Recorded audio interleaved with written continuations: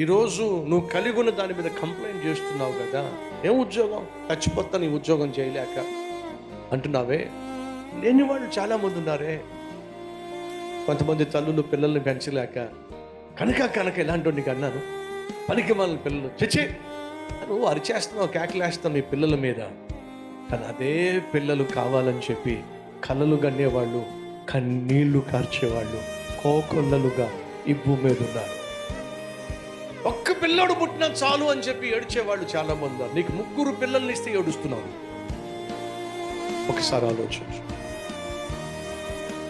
దేవుడు నీకేవైతే ఇచ్చాడో దానిని ప్రేమించు. ఉద్యోగమే కావచ్చు, కుటుంబమే కావచ్చు, బిడ్డలే కావచ్చు, సంఘమే కావచ్చు, వ్యాపారమే కావచ్చు, బాధ్యతే కావచ్చు. దేవుడు నీకేమి ఇచ్చాడో దాన్ని నువ్వు ప్రేమించు.